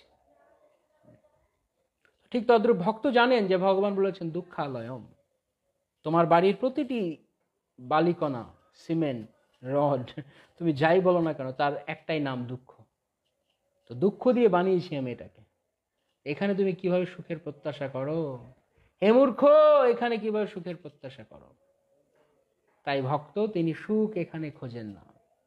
কিন্তু এই কথা লোকে জানে না, লোকে বোঝে না, কেউ শুনতেও চায় না। আপনারা যদি চান যে এই কথায় কারোর কাজ হোক, ভালো লাগে, কারোর উপকার হোক, কারো জানা উচিত যারা এরকম দুঃখ বা কষ্ট পাচ্ছে, তাদের সঙ্গে আপনারা এই কথা শেয়ার করতে পারেন। তাদেরকে বলতে পারেন যে ভেবে দেখো আসলে প্রকৃতপক্ষে জড়জগৎটা কি। জড়জগতের চেহারাটা বোঝার চেষ্টা করুন, রূপটা বোঝার চেষ্টা করুন। যে একবার জড়জগতের রূপ বুঝে গেছে, চেহারা বুঝে গেছে, সে সহজে আর এই জড়জগতের থেকে কিছু আশা করবে না। কারণ সে জানে যে এটা একটা ফালতু জায়গা, এই ফালতু জায়গা থেকে পাওয়ার কিছু নেই। একটা ছোট শিশু, এর আগে আমি একদিন এই ঘটনাটা বলেছিলাম, আবারও কথা প্রসঙ্গে তাই বলছি। একটা বাচ্চাকে তার প্রতিদিন পাশের বাড়ি থেকে এক দিদিমা, ঠাকুমা ঠাকুমা প্রতিদিন দেখে, এই এদিকে আসো বাবু, এদিকে আসো। এবার এসছে বাবু, বলছে লজেন্স খাবে? লজেন্স লজেন্স দিয়েছে। প্রতিদিন এরকম ডাক দেয়, লজেন্স দেয়, লজেন্স খায়। একদিন বলছে, দিদি একদিন ভাবছো, আচ্ছা প্রতিদিনই দিদিমা আমার জন্য লজেন্স কিনে কেন? হ্যাঁ, বুড়িমা আমার জন্য কেনার কি দরকার পড়েছে? তো জিজ্ঞেস করছে যে ঠাকুমা তুমি যে আমাকে প্রতিদিন লজেন্স দাও, তুমি তো খেতে পারো না, তাহলে কেনো কেন লজেন্স? তোমার তো দাঁত নেই, তুমি কেনো কেন? তখন সেই দিদিমা বলছে, আরে আমি কি লজেন্স কিনি বল? আমার দাঁত আছে, তুই তো বললি আমি খেতে পারবো, আমার লজেন্স খাওয়ার ক্ষমতা আছে। আমি প্রতিদিন একটা করে লাড্ডু কিনি, ঠিক আছে? এবার সেই লাড্ডুর ভেতরে এই লজেন্সটা থাকে ভেতরে। এবার আমি যখন লাড্ডুটা নরম, লাড্ডুটা তো দাঁত ছাড়াও খেতে পারি, যখন চকলেটটা ভেতরের পরে লজেন্সটা, ওটা তো শক্ত, তখন আমি অনেকক্ষণ ওটাকে মুখের ভেতরে নিয়ে আমার লালা দিয়ে নরম করার চেষ্টা করি, কিন্তু যখন দেখি আর নরম হয় না, আর খেতে পাচ্ছি না, শুধু চুষে চুষে অনেকক্ষণ চুষেছি, মিষ্টি খেয়েছি, মানে মিষ্টি পাচ্ছি কিন্তু আর গলছে না, তখন আমি বের করে তোকে ডাক দেয়, এই বাবু এদিকে আসুন না, চকলেট খাও। হ্যাঁ, একদম বমি করে দিতে শুরু করতে চেয়েছে। কি বললো দিদিমা, কি বললো ঠাকুমা, কি বললো? সর্বনাশ, আমি এতদিন কি খেয়েছি? হ্যাঁ, ঠাকুমা খেয়ে চুষে যেটা দিয়েছে সেটা আমি খেয়েছি। তার বমি আসতে শুরু করেছে, মনে হচ্ছে পেটের থেকে যত এতদিনে সব লজেন্স একবারে বের করে দিই, যদি পারত সে। তারপর দিন থেকে ঠাকুমা যতই ডাকে আর ও মুখে যায় না, কেন সে জেনে গেছে এই লজেন্সের মহিমা কি, গ্লোরিস অফ লজেন্স। সে সে লজেন্সের রহস্য সে জেনে গেছে, সে আর যায় না। ঠিক একই রকম ভাবে যতক্ষণ না পর্যন্ত ভক্ত বা কোনো ব্যক্তি জড়জগতের আসল চরিত্রটা, আসল চেহারাটা না দেখছে, ততক্ষণ পর্যন্ত সে তার থেকে এনজয়মেন্ট করার চেষ্টা করে। খুব সুন্দর এই জড়জগৎ, কিন্তু যখন তার আসল চেহারা সে শাস্ত্র পড়ে, শাস্ত্র চক্ষুর দ্বারা সে দেখবে, জানবে, এখানে সুখ পাওয়ার কিছু নেই, এখানে আশা করার কিছু নেই। তাই এটা খুব গুরুত্বপূর্ণ আমাদের জন্য। আমরা যদি আমাদের ভক্তি জীবনে অগ্রসর হতে চাই, তাহলে জড়জগতের প্রকৃতিটা বুঝতে হবে, তখন আমাদের সমস্ত দুঃখ কষ্ট দূরে যাবে। আদারওয়াইজ আমরা কোনোভাবে আমাদের দুঃখ দূর করতে পারবো না, রয়েই যাবে, রয়েই যাবে, রয়েই যাবে। কেবলমাত্র কৃষ্ণ চাইলে, কৃষ্ণ কৃপা করলে, যখন আমার শাস্ত্র জ্ঞান হবে, গুরু কৃপালয় চক্ষুরুন মিলিতম, তখন আমি জড়জগতের স্বভাব জানতে পারবো। তাই সহ্য করতে হবে এই জড়জগৎকে। সে কথা এখানে বলা হচ্ছে যে যখন আমরা কৃষ্ণতে যুক্ত হব, কৃষ্ণ স্মরণে নিরন্তর, তখন সকল সন্তাপ যাবে, সমস্ত দুঃখ দূর হয়ে যাবে, পরানন্দ সুখ পাবে, প্রেমভক্তি পরম কারণ, অসৎ সঙ্গ কুটিনাটি, ছাড়ো অন্য পরিপাটি। এই যে এটি এখানে বলা হচ্ছে যে সকল সন্তাপ যাবে, পরানন্দ সুখ পাবে, প্রেমভক্তি পরম কারণ। আমরা যে প্রেমভক্তি লাভ করতে চাইছি, সেই প্রেমভক্তি লাভের এটা হচ্ছে প্রসেস। তো পুরো প্রসেসের মধ্যে যদি আমি না যাই, আমি শুধু টপ করে আমি শুধু প্রেম ভক্তি পেতে চাই, আমার কেন সমস্ত দুঃখ চলে যাচ্ছে না, আমি কেন ভগবানের প্রতি প্রেম অনুভব করতে পারছি না? আরে প্রেম অনুভব করা কি রাতারাতি হওয়ার জিনিস ভগবানের প্রতি? এটা তো একটা পন্থা রয়েছে না, যে কোনো কিছুর এই জগতে একটা প্রসেস রয়েছে, কিছু একটা অর্জন করার। আপনি আপনি ভালো ডিগ্রি অর্জন করতে চান, তাহলে আপনাকে পড়তে হবে, প্রক্রিয়ার মধ্যে দিয়ে যেতে হবে। আপনি ভালো চাকরি পেতে চান, তাহলে আপনাকে চাকরি পাওয়ার প্রসেসের মধ্যে দিয়ে যেতে হবে, ইন্টারভিউ বা আর কোনো এক্সাম, সব কিছু। ভালো কিছু অর্জন করতে, যে কোনো কিছু ভালো নয়, যে কোনো কিছু অর্জন করতে গেলে ইভেন চুরি করার একটা প্রসেস আছে। কেউ যদি মনে করে আমি চুরি করব, মানে তার গন্তব্য কি, আমি অনেক ধন সম্পদ উপার্জন করব, কিভাবে চুরি করব? চুরি একটা প্রসেস আছে, তাকে আগে খোঁজ নিতে হবে কোন বাড়িতে সে চুরি করবে বা কি সে চুরি করবে, তারপর সে সময়, উপযুক্ত সময় খুঁজে বের করবে যে কখন চুরি করা যায়, কোন রাস্তা দিয়ে গেলে কেউ আমাকে দেখবে না, কোন দিকে সিসি ক্যামেরা নেই, সে সব কিছু চিন্তা করবে, চিন্তা করে পুরোটাকে একটা ছক করবে, তারপরে সেই প্রসেসের মধ্যে দিয়ে সে যাবে। যদি প্রসেস ঠিক ঠিক ঠিক ঠিক সব সব স্টেপগুলো পালন করে থাকে, তাহলে সে সাকসেসফুলি চুরি করে বেরিয়ে আসতে পারবে। হ্যাঁ, তো যদি এই সব কিছুরই একটা প্রসেস থাকে, তাহলে ভগবত ভক্তি, প্রেম ভক্তি লাভের কোনো প্রসেস নেই। সেটা কি ধপাস করে পড়বে আকাশ থেকে? তার একটা অন্যতম মানে সকল সন্তাপ যাবে, পরানন্দ সুখ পাবে। এই কৃষ্ণ ভক্তির পন্থাদের মধ্যে দিয়ে যেতে হবে। এই যে যে আলোচনাগুলো আমরা মাত্র করলাম, সুখ দুঃখের আলোচনা, এগুলোকে বুঝতে হবে, কিন্তু এগুলো আমরা শুনতে চাই না, এগুলো আমরা আলোচনা করতে চাই না। ভক্তরা যে কারণে, I can say from my experience, 98% ভক্তরা আমরা ভক্তি জীবন এসেও যখন দুঃখ কষ্ট পাই, আমরা বিমর্ষ হয়ে যাই, আমরা হতাশ হয়ে যাই। কেন? কারণ শুধু নামেই হয়েছে, শুধু পোশাক বদলেছে, কিন্তু ভেতরের স্বরূপ বুঝি না। কি চেঞ্জ করতে হবে, কোথায় কি বদলাতে হবে, সেই সম্পর্কে আমাদের কোনো ধারণা নেই। তাহলে কিভাবে হবে? হ্যাঁ, সেজন্য এটি খুব গুরুত্বপূর্ণ। আমরা যখন কৃষ্ণকে জানা, কৃষ্ণকে ভালোবাসার মধ্যে জড়জগৎকে জানাও কৃষ্ণকে ভালোবাসার একটা অংশ। কৃষ্ণকে জানতে গেলে তার সব কিছুই জানতে হয়। ভগবানকে কাছে যেহেতু আমরা এখন মায়াবদ্ধ, তাই ভগবানের কাছে যেতে গেলে আগে তো মায়ার স্বরূপটা, মায়ার প্রকৃতিটা ভালো করে বুঝতে হবে। কারণ আমাকে তো মায়া অতিক্রম করে কৃষ্ণের কাছে যেতে হবে।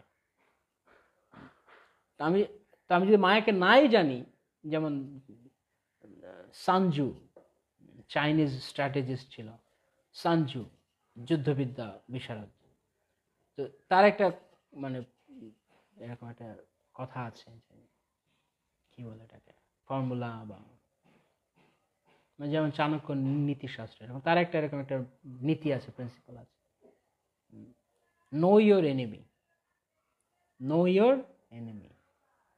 যুদ্ধ জয় করতে হলে ফার্স্টে আগে শত্রু পক্ষকে ভালো করে জানতে হবে, শত্রুর স্বভাব প্রকৃতি, শত্রু কীরকম তা ভালো করে জানতে হবে। তো মায়াকে আগে ভালো করে জানতে হবে। আর মায়াকে জানা মানে জড়জগৎকে জানা। মায়াকে, মায়া কৃষ্ণেরই আরেকটি শক্তি। ভগবান নিজেই বলে দিয়েছেন ভগবদ্গীতায়, মায়া কি আমারই দৈবী শক্তি, কিন্তু আমার কাছে প্রপত্তি স্বীকার করে আমি মায়াকে তুলে নেব। তো আমরা যখন জড়জগৎকে বুঝবো, মায়া কিভাবে কাজ করছে, এখানে ত্রিগুণাত্মিকা, প্রথমে আবরণাত্মিকা, তারপরে প্রক্ষেপাত্মিকা। মায়া দুটোভাবে কাজ করে। প্রথমে আমাদেরকে কাভার্ড করে, আবরণাত্মিকা প্রথমে কাভার করে, তারপর আমাদেরকে প্রক্ষেপাত্মিকা, প্রথমে অজ্ঞান অন্ধকারে আচ্ছন্ন করে, তারপর কষ্টের মধ্যে ফেলে দেয়। তো যে প্রথম স্তর থেকে কেয়ারফুল, মানে প্রথম স্তরটি যার নেই, মায়া তাকে আবরণ করতে পারে না। অর্থাৎ এই যে সুখ দুঃখের অনুভূতি পেলেই ভক্তরা আমরা চঞ্চল হয়ে যাব, আমরা উদ্বিগ্ন হয়ে যাব। কেন? আমরা কি ভগবদ্গীতা পড়িনি? আমরা কি ভগবান আমাদের সেই শিক্ষা দেননি? তা আমরা কেনই করছি এরকম? তা আমি যদি আমাকে আবরণে আবরতি হতে দেই, আবৃত হতে দেই, তাহলে আমাকে দুঃখ পেতেই হবে। তাই এই সমস্ত জানা জরুরি রয়েছে। তাই প্রেম ভক্তি পরম কারণ। এই সমস্ত পন্থার মধ্য দিয়ে গেলে তারপরে গিয়ে প্রেম ভক্তি লাভ হবে।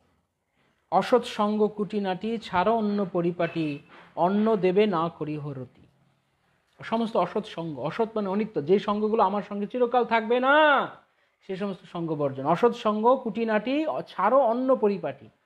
অন্য পরিপাটি মানে ভক্তি ছাড়া অন্য কিছুতে পরিপাটি করা, সুখে থাকবো, ভালো থাকবো, সুন্দর স্টাইল করে থাকবো। অনেকে আছে জড়জাগতিকভাবে খুব টিপটপ, খুব সফিস্টিকেটেড, কোনো ভ্যালু নেই, জিরো ভ্যালু তার, অন্য সব পরিপাটি, কেননা কালের অতল গর্ভে সব হারিয়ে যাবে। তাই এগুলো ভক্তদের জন্য উপদেশ। এই উপদেশ কাদের জন্য? এগুলো ছুটে পালাবে। কিন্তু আপনারা যারা এখানে শুনছেন, 48 জন ভক্তরা যারা রয়েছেন, তারা নিশ্চয়ই তারা চাইছেন যে আমরা ভক্তি জীবনে অগ্রসর হতে চাই। সেই জন্য আমরা এই কথাগুলো আলোচনা করছি এবং শুনছি।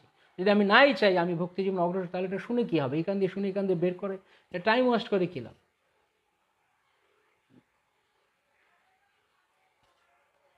ছাড়ো অন্য পরিপাটি, জড়জাগতিক পরিপাটি। যদি ভক্ত হতে হয়, যদি ভক্তই হতে হয়, তো ভালো ভক্ত হতে হবে। খুচরো ভক্ত হয়ে লাভ নেই। খুচরো ভক্ত, 2-4 টাকার ভক্ত, লাভ নেই।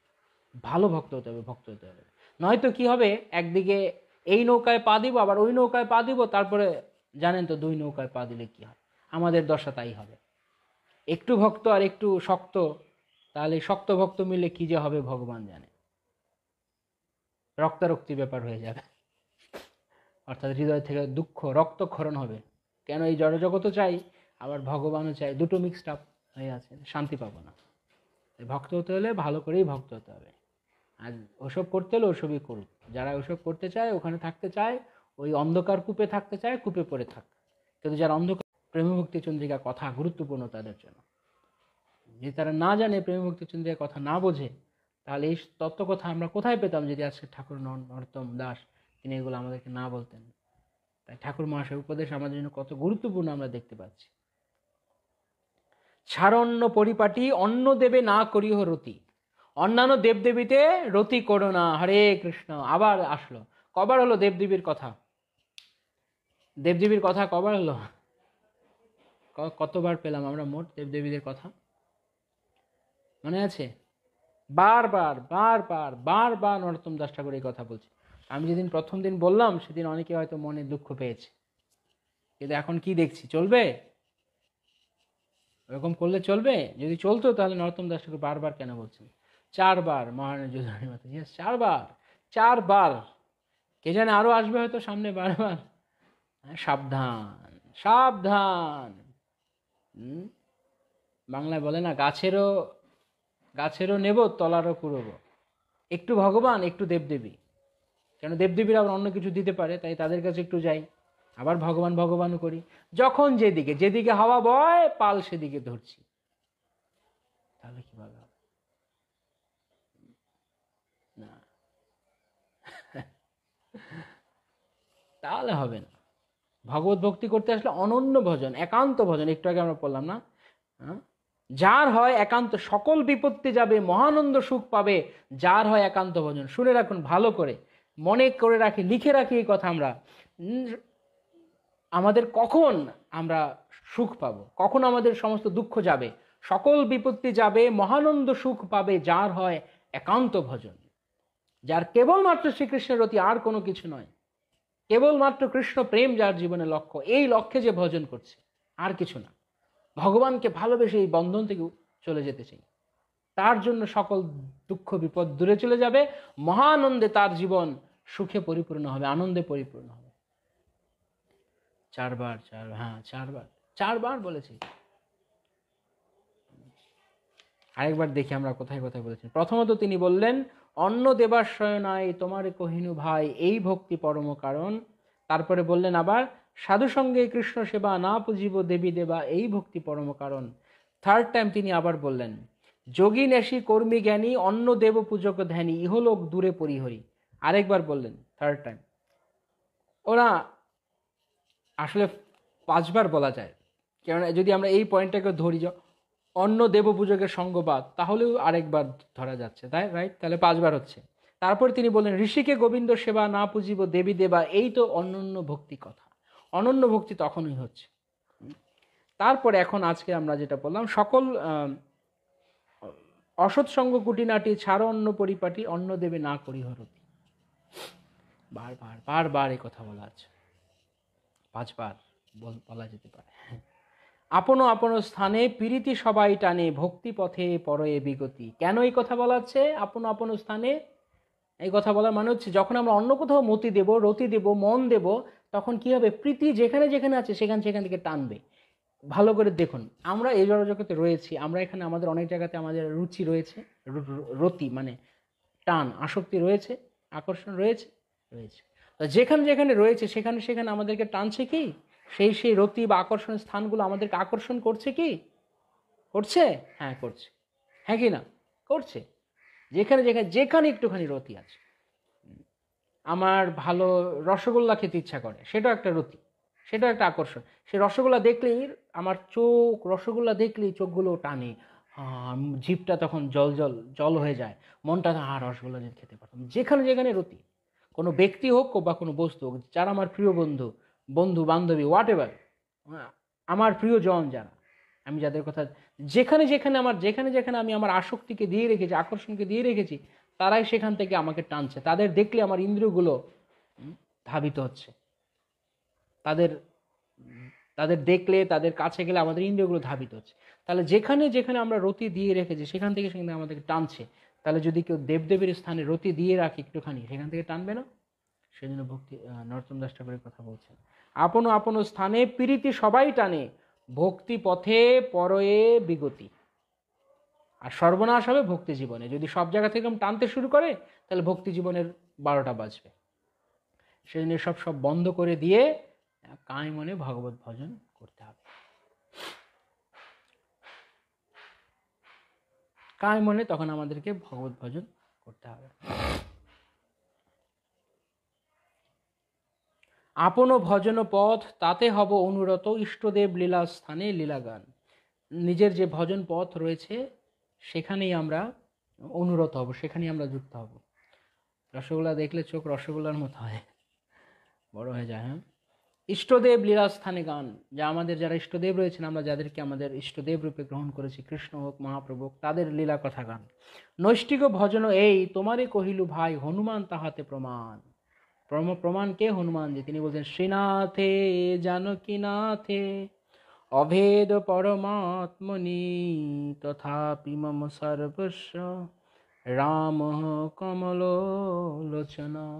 শ্রীনাথে জানকীনাথে অভেদ, লক্ষ্মীনাথ, শ্রী মানে লক্ষ্মী, লক্ষ্মীনাথ অর্থাৎ বিষ্ণু, এবং জানকীনাথ মানে রামচন্দ্র। অভেদ পরমাত্মনি, আসলে তাদের মধ্যে কোনো ভেদ নেই, তারা দুজনেই পরমাত্মা, পরমেশ্বর। তথাপি মম সর্বস্ব রাম কমল লোচন, তারপরেও আমার সর্বস্ব হচ্ছে ভগবান শ্রীরাম। রাম শ্রীরাম শ্রীরাম জয় জয় রাম, রাম শ্রীরাম শ্রীরাম জয় জয় রাম, শ্রীরাম জয় রাম জয় রাম শ্রীরাম, রাম শ্রীরাম জয় জয় জয় শ্রীরাম। সর্বদা হনুমানজি তিনি রাম কথা গুণগানে, রাম নাম স্মরণে তিনি রয়েছেন। রামচিন্তন, রাম অনুক্ষণ, রাম ধ্যান, তার বসে তপস্যা করছেন। রাম শ্রীরাম জয় রাম, শ্রীরাম জয় রাম, শ্রীরাম শ্রীরাম জয় রাম। তখন হঠাৎ করে গরুড়দেব এসেছেন, গরুড়দেবকে পাঠিয়েছেন, ভগবানই পাঠিয়েছেন, ভগবান জানকীনাথ, ভগবান দ্বারকানাথ, দ্বারকাধীশ তিনি পাঠিয়েছেন। গরুড় তাড়াতাড়ি যাও তো, একটু হনুমানকে নিয়ে আসো। গরুর অহংকার ছিল যে আমার মতো ফাস্টেস্ট ক্যারিয়ার বা আমার মতো ফাস্টেস্ট কি বলে যানবাহন আর কিছু হয় না। গরুড়দেবের একটু অহংকার ছিল, তিনি ভগবানকে নিয়ে সর্বত্র যান, ভগবানের বাহন। আমরা কি ফার্স্টে জানি রকেট, কিন্তু গরুর দেব রকেটের কয়েকশো গুণ বেশি দ্রুত গতিতে যান। কিসের রকেট? তো তিনি ভাবছেন আমি ভগবানকে বহন করি, ভগবান আমার ঘাড়ের উপরেই তিনি চড়েন, আমি না নিয়ে গেলে ভগবান এত দ্রুত কোথায় যাবেন, মনে মনে ভাবছে। আর যখন ঈগল মানে গরুরকে পাঠিয়ে দিয়েছেন ভগবান দ্বারকাধীশ, তখন সুদর্শনকে বলেছেন, সুদর্শন এই দরজায় দাঁড়াও তো, রাজপ্রাসাদের মেন গেটে দাঁড়াও, কাউকে আসতে দেবে না ভেতরে, আমার অনুমতি ছাড়া কাউকে আসতে দেবে না। সুদর্শন অহংকার ছিল, আমার মতো তেজস্বী কেউ নেই। সুদর্শন মহাজ্বালা কোটি সূর্য সমপ্রভা, অজ্ঞানন্দস্য মে নিত্যম বিষ্ণু মার্গ প্রদর্শয়। কোটি সূর্য সমপ্রভা, সুদর্শনের তো সে কোটি সূর্যের মতো তেজ নিয়ে দরজায় দাঁড়িয়ে আছে। আর এদিকে ভগবান শ্রী দ্বারকাধীশের আদেশে গরুর পাখি সে হনুমানজির কাছে এসে উপস্থিত। এই হনুমান, এই বাদর, চলো চলো, তোমাকে ভগবান ডাকছে, অবজ্ঞা করছে। বাদর, এই হনুমান চলো, ভগবান তোমাকে ডাক। গুরুত্ব দিচ্ছে না। কিন্তু হনুমানজি তো মহাভাগবত, হনুমানজির কথায় কানে যায় নাকি?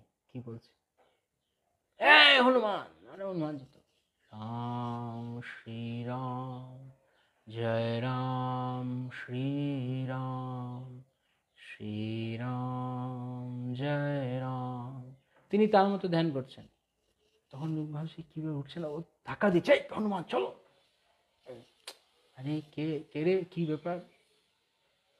পাখার ঝাপটানি দিচ্ছে, অনেক আওয়াজ করছে। এবং যখন ওর ধ্যান ভঙ্গ করেছে হনুমানজি, তখন হনুমানজি তিনি বলছেন যে হ্যাঁ বলুন, কি আদেশ? বলছে তোমাকে দ্বারকাধীশ ডাকছে, চলো চলো তাড়াতাড়ি চলো, ওঠো, আমার ঘাড়ে ওঠো, আমি তোমাকে নিয়ে যাচ্ছি। হনুমান বলছে আমি এসব যেতে পারবো না, আমার কাজ রয়েছে, অনেক ব্যস্ত আছি আমি। বলছে আরে ভগবান ডাকছে, বলে আমার সময় নেই, আমার ব্যস্ততা আছে। কে ডাকে? কে? দ্বারকাধীশ। রাখো তোমার দ্বারকাধীশ। রাম শ্রী রাম জয় রাম, শ্রী রাম জয় রাম, শ্রী রাম।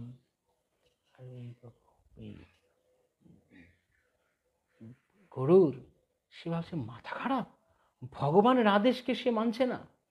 তো গিয়ে বলছে ভগবান আসলো না, আমি ডাকলাম আর আসলো না। কেন? তুমি গিয়ে কি বলেছো? বললাম যে আপনি ডাকছেন, দ্বারকাধীশ ভগবান ডাকছে।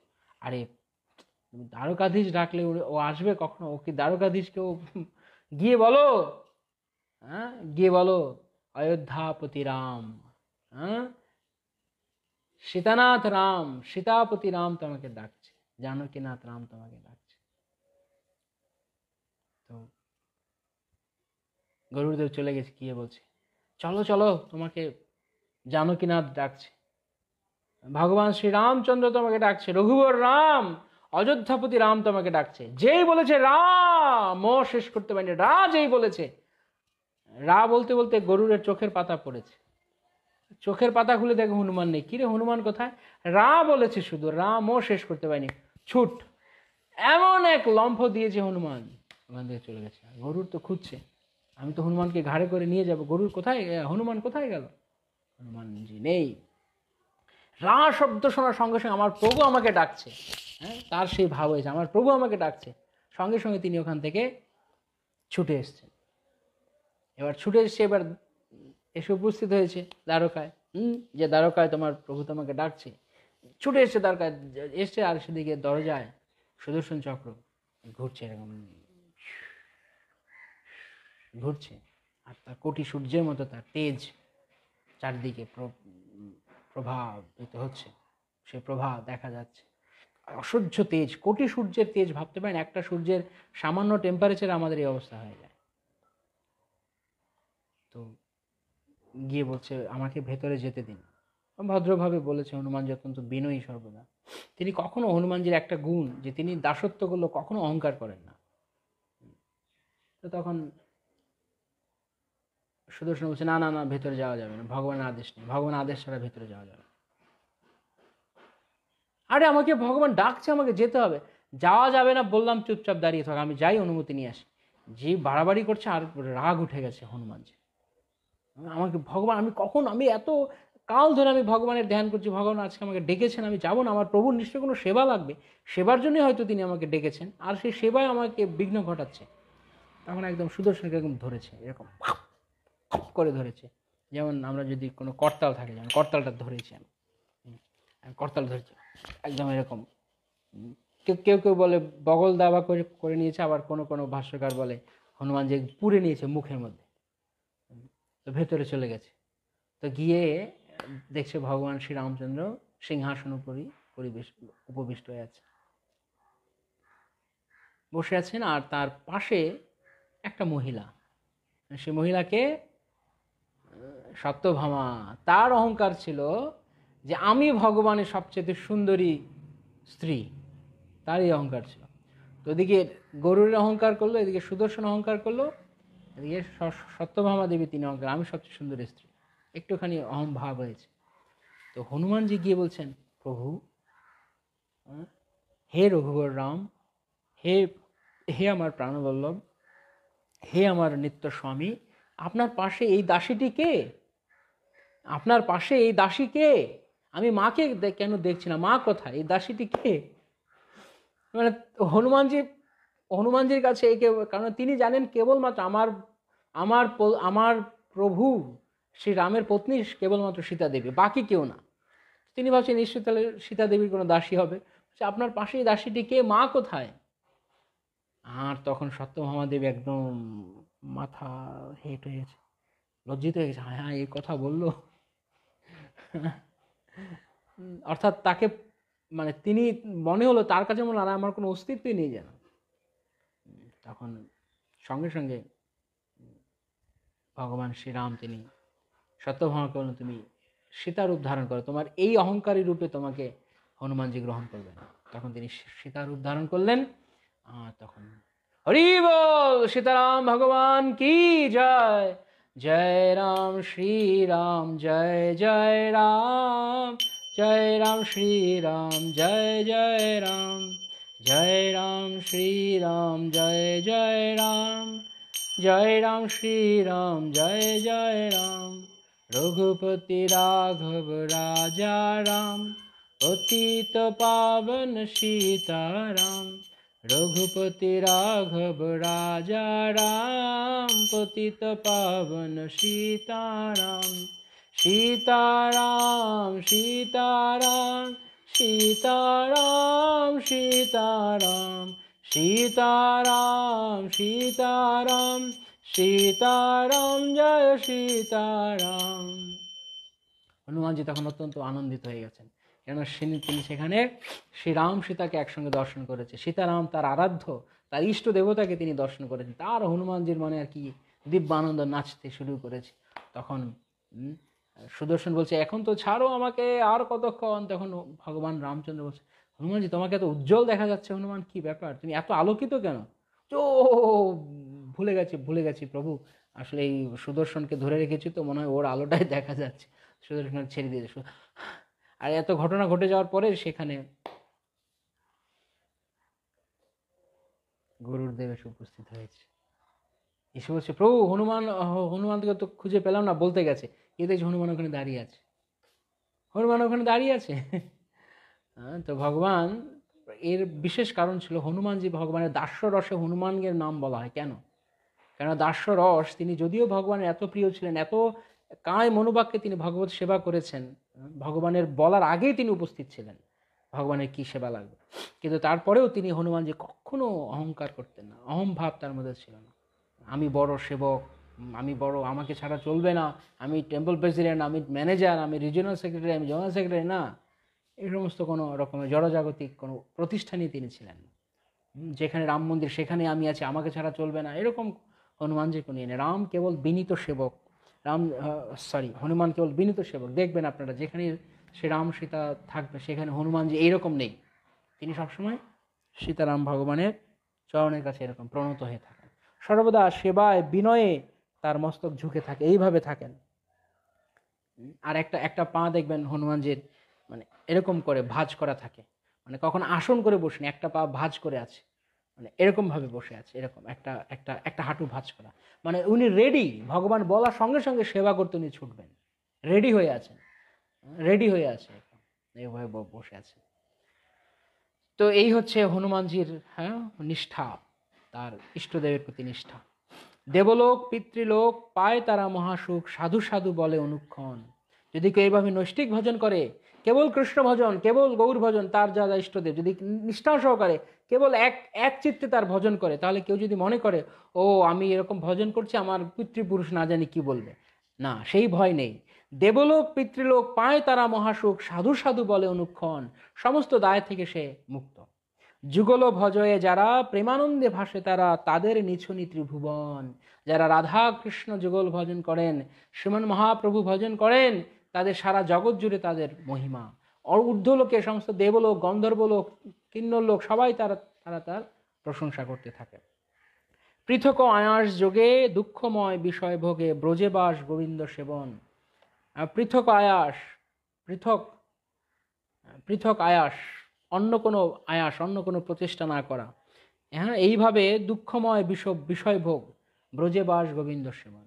অন্য কোনো কিছু চিন্তা, অন্য কোনো প্রচেষ্টা কেবল দুঃখই প্রদান করে। তো এইখানে আমরা আজকে রাখবো প্রেম ভক্তি চন্দ্রিকা কথা। হরে কৃষ্ণ কৃষ্ণ কৃষ্ণ হরে হরে, হরে রাম রাম রাম হরে হরে। সমবেত ভক্তবৃন্দ কি জয়, জগৎগুরু শ্রীল প্রভুপাদ কি জয়, অনন্ত কোটি বৈষ্ণব বৃন্দ কি জয়। গৌর প্রেমানন্দে হরি হরি বল। বাঞ্ছা কল্পতরুভ্যশ্চ কৃপা সিন্ধু বিভুচ্চ পতিতানাং পাবনেভ্যো বৈষ্ণবেভ্যো নমঃ।